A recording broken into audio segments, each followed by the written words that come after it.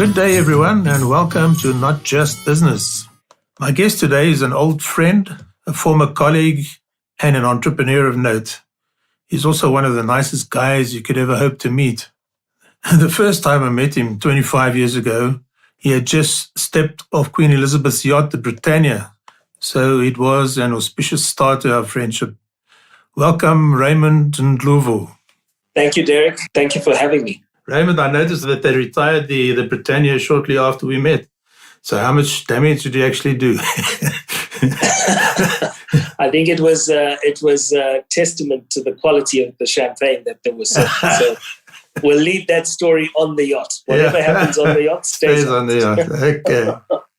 Yeah. So Raymond, you seem to have done a wide variety of things since I met you. Can you give us a brief rundown of your career to date? The executive summary. Thanks, Derek. I think my career can really be broken down into two very distinct parts that I've interchangeably taken. The first started with a career in investment banking in the corporate world. That's where I really got my grounding in Standard Chartered Merchant Bank as a trainee, straight from university. 7 years thereafter, I moved to South Africa, and that's when I stepped off the yachts, literally, to meet you. And that signaled the start of my career into the institutional asset management space, starting with a stint with you at Metropolitan in the employee benefits sector, sunk my teeth into investments. And obviously, that was a very interesting time. And shortly thereafter, I think it was 2.5 years with Metropolitan in Cape Town, I then veered off into the entrepreneurial space within asset management. That also lasted close on 5-6 years. Thereafter, I started a stockbroking business, another entrepreneurial venture. That took me back to Cape Town, brought me back to Franschhoek after I exited my business, back into what I'd call the corporate world in the Remgro stable, starting with the venture capital business that they own. And I shortly thereafter was asked by the CEO of Remgro to join the investment team to sink my teeth into, I'd call, the more traditional private equity space, which in Remgro is well renowned for. And the current chapter that I'm following is really as a continuation of that, which is really as part of running one of their biggest subsidiaries, which is called CIVH. Okay, so that's quite a lot. We're talking about 25 years, a quarter of a century, yes. So for me to ask you this question may be a bit unfair, but what were the highlights of that period for you? I think the highlight for me, Derek, first of all, was to be picked first and foremost as a graduate trainee by Standard Chartered Merchant Bank. I stood out not for any reason other than the fact that I was quite clear about my level of ignorance. And they rather liked that, found it refreshing. And I said, here I am, I'm moldable, I'm a piece of plasticine, mold me, teach me everything you can. And I don't believe that a degree gives me the presumption to know everything. So that was a highlight. The next one is obviously having met you. I think it was almost love at first sight. I think our conversation was 10 minutes interview, 40 minutes live conversation. Yeah. And I think that established a good rapport, I would say. And a bottle of wine or two, I seem to recall. Absolutely. I just needed to carry on where I left off of the yacht. Yeah. I think the other highlight, has been the ability to interchangeably move from the corporate environment into entrepreneurship. I think that's been one of the real stunning parts of my journey so far. Okay. Yeah, talking about joining Standard Chartered Merchant Bank and saying, well, teach me, and a degree doesn't give you everything. I remember my freshman week at UCT where Harry Oppenheimer was the chancellor at the time, and he gave a speech to the newbies. And he said, most of you come here from privileged backgrounds, you've been through school, you've done well at school, you're here, and you think you know everything. He says, in 3 or 4 years, hopefully most of you will leave here with a few more letters to add behind your name, having obtained a degree, realizing that you know nothing. And how true is that? It. Yeah, it's absolutely so true. And I guess academia is a pathway to new curiosity and new learning. Absolutely. Most people see it as filling your cup. Actually, I see it as a very structured way of emptying it from all your presumptions. That's a very good way of looking at it. So what went wrong over these 25 years? What were your major disappointments? Derek, we never really realize unless and until we've learned the lessons that come from disappointment in people, broken trust, picking the wrong partners. Particularly if you've grown up in a relatively sheltered environment, you tend to be very trusting and quite naive. So you take people at their word, and often on a handshake, you make quite life-changing decisions. And one of my biggest disappointments was really placing trust in people who were less than trustworthy. And in saying that, I think it was also the biggest lesson. So, one of the mantras I believe in is failing forward. So taking whatever that experience might teach you and then saying, well, how would you be better placed in future to make an informed decision, particularly around character, and never to be sort of taken in by, I guess, the lure of the deal, as it were, and think more about what you're creating with the person or people that you're partnering with. I suppose it goes back to the old adage that people will usually do what's in their own best interests. So it's quite crucial to ask yourself, what are their interests? Why are they here? Why are they negotiating with me? Correct, exactly. And often what I learned in the early part of my, especially the entrepreneurial career, was if you focus on outcomes as opposed to the why and the purpose and the values, it's more about purpose and values than it is about the actual outcomes and results that you're looking to get. Those come afterwards, assuming that, of course, you partnered correctly. Okay. So those are valuable life lessons. But, if you don't have any failures, you don't learn anything. Well, that's it. And how will you know that you can heal if you haven't got the scars? You've got to get in there, sometimes with very little information, largely led by intuition, which is, by the way, one of the greatest guides that you can rely on is really your gut and your conscience. And those two things, I think we often override with too much analysis. And sometimes we place too much emphasis on what the spreadsheet tells us rather than what our gut is telling us about the person on the other side. I remember Benjamin Zander. He used to be, and maybe still is, the conductor of the Boston Philharmonic Orchestra. And he's written a few books. That's right, The Art of Possibility. Yes, that's him. Where he mentioned in that book, he was trying to teach a cellist, I think. And this cellist had a lot of talent, but he just couldn't get the feeling out of him. So eventually asked him, has your heart ever been broken? So he said, what? He says, have you had a girlfriend? Has your heart been broken? So he said, no. So he says, well, you can't play good music until your heart's been broken. It's so true. And that's what brings out the passion. Yeah. And when you look at everything and when you look back at your career, you ask, when was I absolutely performing at my best? Is actually when I was, as Benjamin Zander calls it, playing the piano on one buttock. When you actually are really taking things to another level. And I loved him. I attended a number of his talks. Yeah, I saw him in Boston as well, conducting the youth orchestra. That was fantastic. Oh, that's brilliant. Yeah. Symphonia is his organization, I recall. Yes, that's right. Yeah. So you've changed direction a few times in your life, in your career. What are the drivers change? What makes you decide to change direction? A couple of things, and most of them are quite intrinsic. And then you look at what the impact is going to be. The intrinsic ones are going to be, I'm always looking for what's the next challenge. If I've learned something, I would like to grow from that to learn something new, to use the very thing that I've learned to propel me forward. Is it interesting? Is it challenging? Does it actually grow me as an individual and as a person? And secondly, always keeping in mind the fact that I'm looking to make a meaningful and lasting impact. We're only really on this earth for a very short space of time, although we might think 90 or 100 is a long time. It's actually a blink of an eye in the speck of the universe.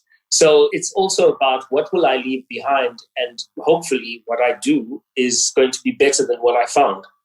Yeah, okay. It's obviously risky. Every time you change, you're sort of stepping into the unknown. because of who you are and how you think. So do you ever think of the risks? How do you mitigate them? And do you have a plan B all the time? You know, Derek, as when you met me, I was still relatively young. I was just 27 years old. I just turned 27 when I met you.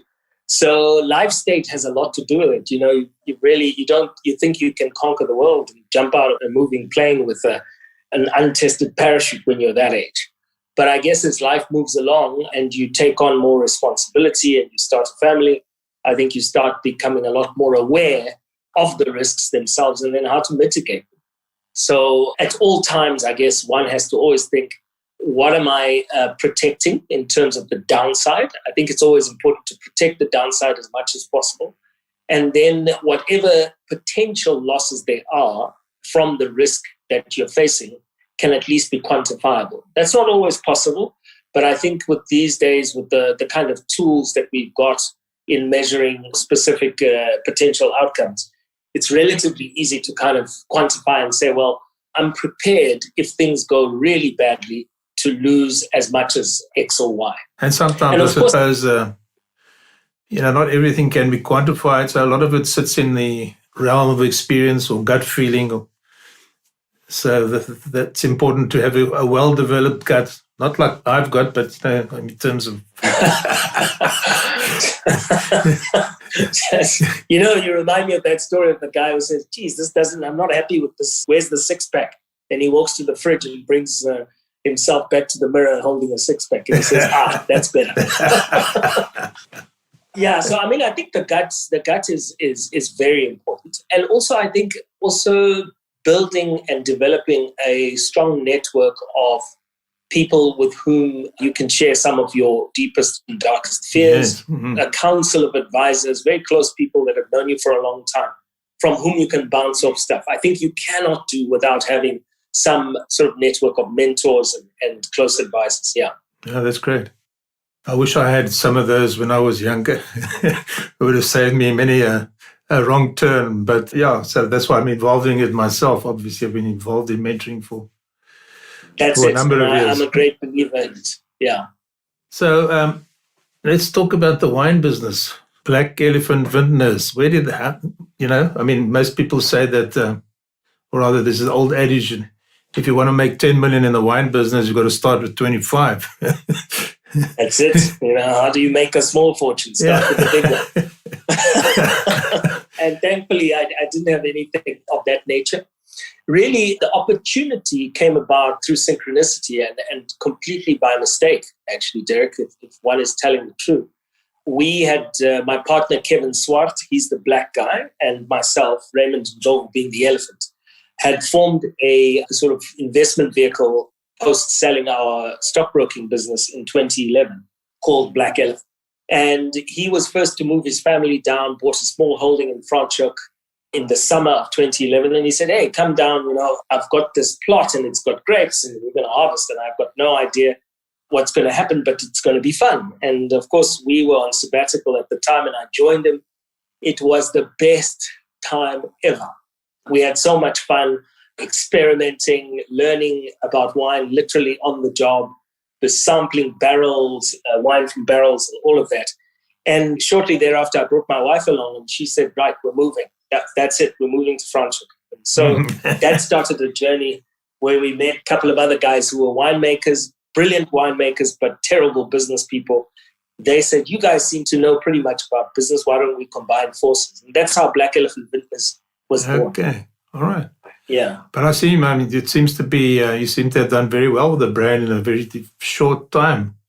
How did you do that? Thank you. Yeah, I do believe we've managed to carve out a niche.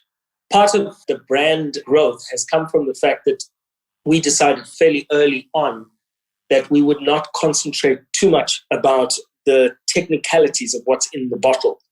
That wine is really an experience, that it's a gateway to a lifestyle.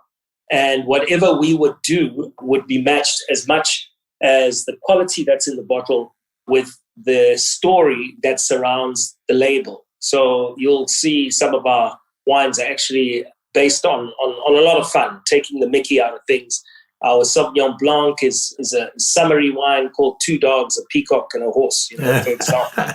And people say, where did you get that story? It's because, well, we're actually taking the mickey out of people who take Africa as having the big five only. And you do find other animals as an example. And so we take as an example that, and then we build on it and say, Two Dogs, Peacock, and a Horse walk into a bar, ... And then the more you drink, the better the story gets. Yeah. So that's interesting. I mean, that's fascinating. Are you saying it's all about marketing and not so much about the variation in quality of various wine brands? Yeah, I think so. I think it's very difficult to find bad wine in South Africa. I think the standard of winemaking, the quality of our vines, the weather, the climate, everything is fantastic. So it's very difficult to mess that up. But what you should really be doing is, how do you get the product into the hands of the consumer such that the consumer finds it consistently good and has a great experience with it? So like we were talking the other day, most of the winemakers we found in the industry were so enamored with their product, but it was sitting in the shelf in the cellar. That's no good. It's got to be in the hands of the consumer, being enjoyed and consumed and being understood as a product that they can keep relying on to come back to for enjoyment, Yeah, no, it's interesting. I was just thinking of New Orleans the other day. If you walk down Bourbon Street at night, there's just one club after the other, after the other, after the other. And there are fantastic bands playing in each of them. All kinds, from jazz to rock to blues to you name it. And you think to yourself, that's as far as they're going to get, Unless you find somebody to promote you and to market you, that's as far as you're going to get. In fact, the best guitarist I ever saw in my life, and I've seen a few, was sitting in the subway in Athens. And I watched this guy, and I actually let a few trains go by because I think my jaw, was absolutely jaw-dropping. And this guy was sitting with a hat in front of him with a few coins in it. Unbelievable guitarist. And that was as far as he was going to go in life. Quite sad. So it goes to show, Derek, that talent isn't everything. I think talent is definitely a good thing to have, and you should own it. Yeah. But I think what takes you further is attitude and aptitude. Yes. How do you see yourself being more than just talent? And how do you position yourself as being an entity that's able to showcase that talent, whether it's in a band or if you're going to be a solo artist? You have to be seeing yourself as a lot more than just talent. So that's the challenge, I think, of growing oneself. Which brings me to my next question. I mean, salesmanship. I know you're a great salesman. Obviously, you've proved it over the years. But how important do you think salesmanship as a skill is if you're an entrepreneur? It's absolutely everything. So it reminds me of a number of conversations I had the privilege of having with several South African entrepreneurs who were starting interesting tech businesses or tech-driven businesses in Stellenbosch when I was within Venfin, the venture capital of Remgro. And I used to always say, guys, your product is phenomenal. Have you thought about what's the size and capacity and potential of your addressable market? And how are you going to get your product to market? And then their jaws would drop in complete amazement. Like, we haven't thought of that. We were busy in the garage bringing out the best app and the best technology gadget or whatever it is that they were building. They forgot that actually you're addressing a need. And a business is about successfully addressing a need such that someone's willing to part with their hard-earned cash. And that's all it is. And so sales drives that. And people forget that sales equals revenue, and revenue equals where the profits will come from. Exactly. It's everything in entrepreneurship. You're playing my song. Unfortunately, I've mentored a lot of entrepreneurs over the years, and very few of them have considered that important enough to really get to upskill themselves in the art of salesmanship. But anyway, that's a long story. So tell me, how's this lockdown affected your wine business? And now that we're open for business again, what does your road to recovery look like? Well, it looked like for the last 5 weeks, in fact, the last 3 months have been very tough with the double lockdown and ban sales that we had. It's been really unfortunate, Derek, that the wine industry has had to lose so many hundreds of millions of rands and jobs that may never come back. So it's been very, very traumatic for the industry. It's been very tough. At some point, it looked like we were going to lose the business altogether. Talking about risk, I mean, I had already written off the capital invested in the business. And I said, look, it is what it is. We never, in any shape or form, foretold the potential that the very product that we sell can actually be banned. So that was an unforeseen kind of scenario. But thankfully, we've managed to survive. We cut costs to the bone. And then we pivoted. What we ended up doing is we had already started quite a strong online sales engine, which we just ratcheted it up several notches. And then we started pushing all of the stuff online using social media as a platform, Instagram, Facebook, to get the sales going. And it's paid off hugely. So I had smiles on my faces, on the faces of my colleagues on Monday when we had our first post-lockdown conversation. It was at least a lot more hopeful. Positive. Oh, okay. So are you saying that your sales went to foreign buyers? We, in any case, prior to the alcohol ban, had been exporting 50% of our wine to Europe and some parts of Africa. And we had a number of inquiries from, and the States as well. We had a number of inquiries from Southeast Asia, which we hadn't yet followed through on. So there's a lot of interest, specifically in niche boutique premium wines, in which we fall into that category. And 50% is local sales in bars and trade and so forth. And unfortunately for us, the local sales is what drives the working capital cycle much faster. Because obviously with exports, you've got to get the stuff on the water. It takes time to get onto the other side. And so it's been quite challenging. But again, you know, to the theme that we were talking about, it's very important when you're an entrepreneur to think on your feet and pivot very quickly. When you see circumstances changing, you have to be asking, how do I actually make the best and the most out of this really challenging situation? And I'm glad to see that my team was really on top of it to come out positively. Okay. Raymond, you've always had a good sense of humor, which I've always enjoyed because my family, sense of humor runs in my family as well.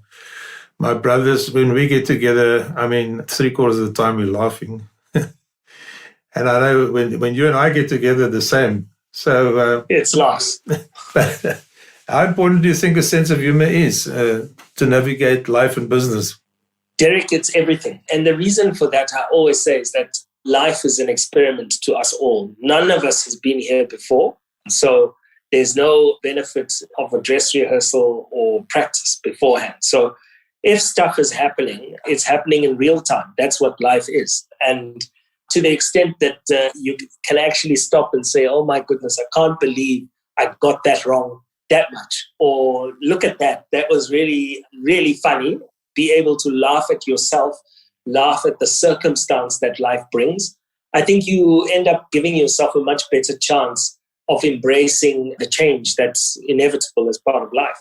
If you beat yourself up and are too hard and everything is sort of taken far too seriously, you're not giving yourself the benefit of the doubt that you actually didn't know. So be kind to yourself. Yeah. All right, now let's get to the current. I see you've taken on a leadership role at Community Investment Ventures. So tell me about that. What is that about? What does it involve? So Community Investment Ventures Holdings, a bit of a mouthful. We call it CIVH in short, and I'm in the process of rebranding that group, is an opportunity that came to me as a consequence of my being an executive at Remgro. I was in charge of the infrastructure cluster there, and that was one of our investee companies. And essentially, this is a telecommunications fixed infrastructure provider, and we own a number of group companies. Vumatel is one that might be better known to the consumer, which provides fiber to the home, which is, with this day and age of working from home, that level of speed and broadband connectivity is very important. A sister company to that is called DFA, which provides fiber to the enterprise, large and small businesses. And then a third part of that group is called SquidNet, which is an Internet of Things network operator. And they cover about 88% of South Africa with coverage that enables people to track their assets, their devices, and keeps internet connectivity not just with people on the one hand, which is what we do with Vumatel and DFA, but also objects and assets as well with SquidNet. So that's what I do. I'm the group CEO. I'm in charge of that group. It employs about 1,500 people throughout the country. And yeah, it's a fantastic challenge. I'm very happy to be in it. Great. Well, wish you all the best with that one. Thank you. And will you still have an interest in Black Elephant Vintners? Oh, yes, absolutely. So right from the beginning of Black Elephant Vintners, I was never an executive. I always took a non-executive role. I was very clear with my partners that I still had some legs to run in the corporate sector. I felt that my career still had a long way to go. And what I would then do is fulfill a non-executive chairman role, come in, see how the business is going, where's the strategy, how are the finances keeping up, and of course, where they can, they'll ask for an equity drawdown, which is what I often try to avoid. But as long as I can sometimes get paid for my board meetings in liquid form, I'm quite happy. So, Raymond, as you know, this podcast series is really about assisting entrepreneurs and business people, so who may be struggling to kickstart their business or pivot, as you say, or to re-energize their careers or businesses. So, in summary, what 3 pieces of advice could you give such people as to how to get out of it and how to make a success? The first piece of advice would be that your last gig is not your last gig. So whatever it is that you were on before, don't stop looking, no matter how successful that might have been. The key to progress is reinvention. The world is full of problems, it's full of challenges, and that's what being an entrepreneur is all about, is having the opportunity and the vision and the competence to solve those problems. That's what entrepreneurs do. So you're not short of opportunities. So you've got to keep doing that. The other one is basically to ensure at all times that you are paying whatever you are doing forward, because in the teaching comes the learning. You have to be, as you go along, be so keen and eager to share your experiences with other people. I've got countless number of mentees, some of whom have gone on to do exceptional things, and I'm very proud of them. And all I've ever asked in return from them is that they do the same as I did for them. And it's created this enormous energy and virtuous circle of trust and entrepreneurship and growth. And then finally, I guess, to our last conversation, which was really about, hey, it's not all so serious. Have a lot of fun while you do it. Life is there's no dress rehearsal. You just have to embrace the good with the bad, the hard with the easy, and take time out to actually enjoy the journey. Stop and take a holiday, take a break if you've earned it, and you're feeling close to being burnt out. Give yourself the room to recuperate and regenerate. Okay, wonderful. So, I know you've just started a new business, or rather just taken over the helm of a business. What does the future hold? What does the next 5 years hold for Raymond? Well, I have really embraced the opportunity and the challenge that I have in front of me, Derek. The CIVH is poised for immense growth, not only in South Africa, but we'd like to take the business and its offerings Pan-African. We believe that the continent is absolutely ripe for digital inclusion explosion. And I really want to grow this business to become a legacy of the fourth industrial revolution. And I think with the backing that we've got with the likes of Remgro behind us, we can actually do that. So that's where my headspace is to bridge the digital divide and bring Africa as a whole to its rightful place in the community of the global economic system, which it's got the potential to do. Well, great. Thanks, Raymond. It's been a real pleasure talking to you. For our listeners out there, if you want to get in touch, just drop a message on my website, the podcast website, www.notjustbusiness, that's with hyphens, www.not-just-business.com. Thank you for joining us, and we'll see you next time.